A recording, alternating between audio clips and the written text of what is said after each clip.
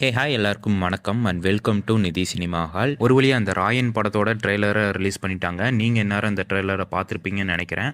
ஓரளவுக்கு டீசெண்டான ஒரு ட்ரெய்லரை தான் ரெடி பண்ணி ரிலீஸ் பண்ணியிருக்காங்க. பெருசாக ஸ்டோரி எது ரிவீல் பண்ண மாதிரி எனக்கு தெரியல. அண்ட் ட்ரெய்லர் ஓப்பனிங்ல பார்த்தீங்கன்னா செல்வராகவன் ஒரு சிங்கம் ஓனாய் கதை சொல்கிற மாதிரி காட்டப்பட்டிருக்கு. இந்த கதையை கேட்கும்போது டேரெக்டாகவே இந்த படத்தோட ப்ரோட்டகனிஸ்டான தனுஷை தான் சிங்கத்தோட கம்பேர் பண்ணி பேசிகிட்டு இருக்காங்க. அண்ட் எஸ்ஜே சூர்யாவை ஓனாய் கூட்டம்னு சொல்லிட்டு இருக்காங்க.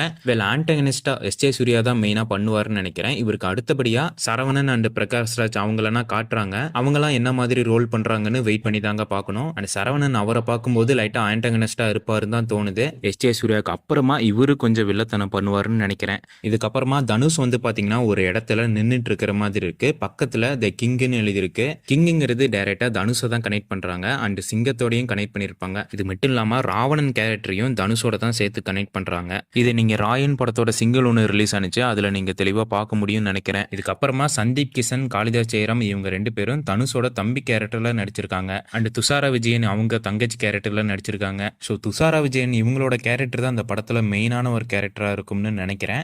இவங்க கேரக்டரை வச்சு தான் இந்த படத்தோட கதை அடுத்த கட்டத்துக்கு நகர்ற மாதிரி காட்டப்படலாம். இது இல்லைன்னா காளிதாஸ் ஜெயராம் அவரை பார்த்தாலே தெரியுது அவர் தான் இந்த படத்துல ஏதாவது பிரச்சனை இழுத்து ஏதாவது ஒரு சம்பவம் பண்ணி மாட்டிப்பாருன்னு நினைக்கிறேன். அண்ட் அவரை காப்பாத்துற ஒரு முயற்சியில கூட தனுஷ் இறங்கலாம். இதுவும் இல்லைன்னா அப்புறம் இருக்காங்க அவங்க இந்த படத்துல சந்தீப் கிஷனோட லவ்வரா நடிப்பாங்கன்னு நினைக்கிறேன். ஒருவேளை கல்யாணம் கூட ஆயிருக்கலாம்.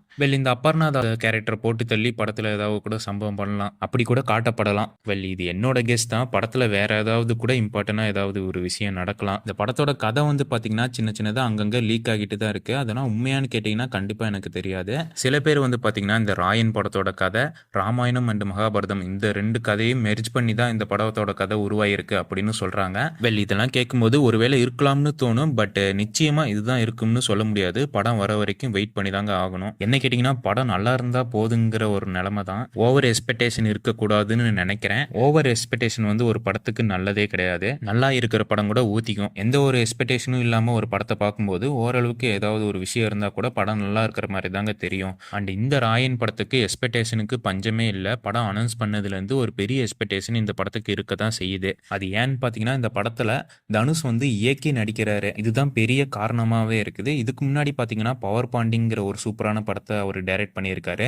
பவர் பாண்டி படம் பாத்தீங்கன்னா ஒரு பயங்கரமான ஒரு ஃபீல் குட் மூவி. பட் இந்த ராயன் படம் ஒரு கேங்ஸ்டர் ஃபிலிம். சர்டிஃபிகேட் நான் வேற கொடுத்திருக்காங்க. வயலன்ஸ்னா கண்டிப்பா அதிகமாக தான் இருக்க போகுது. இதுக்கப்புறமா தனுஷோட 50வது படம் வேற. அதுவே ஒரு பெரிய எக்ஸ்பெக்டேஷன் தாங்க. 50வது படம் சொல்லும்போது ரீசெண்டா விஜய் சேதுபதியோட 50வது படமான மகாராஜா படம் ரிலீஸ் ஆகியிருந்தது. மக்கள் மத்தியில இந்த மகாராஜா படத்துக்கு நல்ல ஒரு வரவேற்பு கிடைச்சது. அண்ட் இந்த மகாராஜா படத்துக்கு நல்ல ஒரு சக்சஸ் கிடைச்சிருக்கு. ஆனா எல்லா ஹீரோக்கும் இந்த 50வது படம் சக்சஸ் கிடைச்சதான்னு கேட்டீங்கன்னா கண்டிப்பா கிடையாது.